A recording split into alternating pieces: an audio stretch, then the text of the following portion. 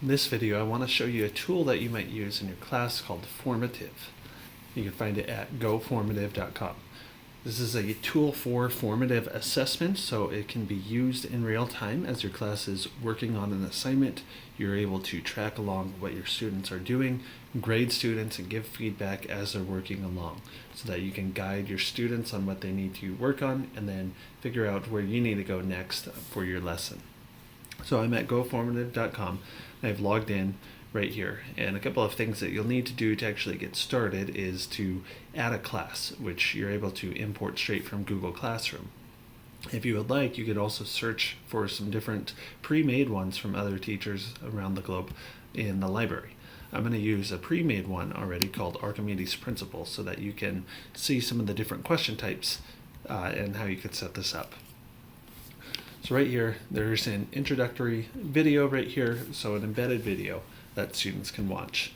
And then a multiple choice question.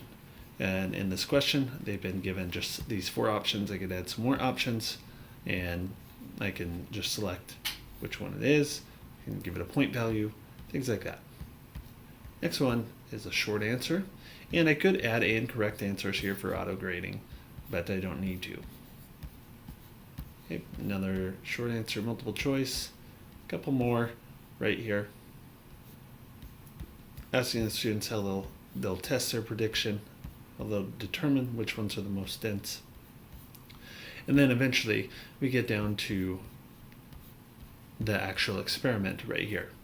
So they're going to actually show your work, so that means that they're going to draw.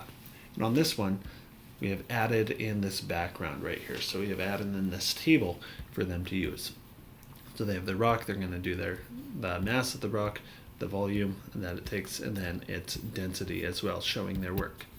And then they'll write that answer right here. And then there's some other ones where they'll do some showing your work, things like that. Another showing your work, what's your final answer, and then thinking about this. Just explaining now that we've gone through this, okay, why is this easy to figure out, especially for this answer. And then I can add some in some different things. I could embed other things in here, the whiteboard, I could draw on there, but I can also give them these types of questions as well. Another thing I could do is I could bring in a PDF, so I could put in a PDF file right here, and I'm not going to bring one in right now, but I would be able to put little markers on that. So let's say like you had a map or something, you were putting a map in here, and you were putting some markers like 1, 2, 3, 4, 5 on some of the states.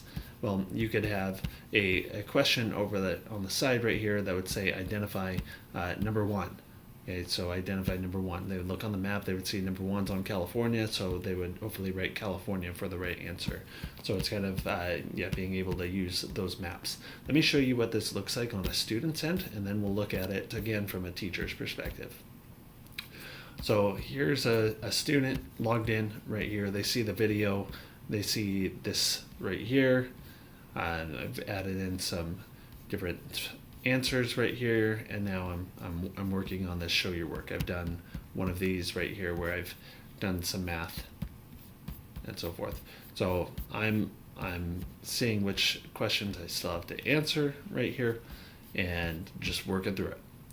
Now as a teacher, I'm able to view these responses, and I can see some different things where all my students are. Right now I can see like, oh man, all my students are having trouble with number 4. So that might be something where I just pause this really quickly, and then I go over number 4. And I could do that by just clicking this open button right here. I can click close. So right now my students can't work on it. It's a closed assignment. They can't go any further. So I could stop and take some time to change my direction right here, or to have them review that, open it back up, and then fix those answers. I could look over here saying, all right, question 10, let me just cycle through all of my kids right here, and I can grade them right here as well. So if I go back to 8, I could give them, so he's got that, and he's got that right. So let's see, it looks like Bobby over here, he's done some of the show your work right here, so I can look at this and I can give them some points, or I can give them some feedback right here. Let's say simplify this answer and then send. Okay, so now Bobby would get that feedback from me, and then he can go back and work on this as well. So it's a easy way for me to assign things, see how my students are working, see what needs to be hit upon. Great for things like labs and things like that. You can do it for introducing a new topic, just embedding some different things in here. Lots of ideas. So if you want to use this, you can definitely check out the library right here, and you're able to filter by grade, subject, and see some of those. And see some of those different things that teachers have already created, and then think about how you would like to use it as well.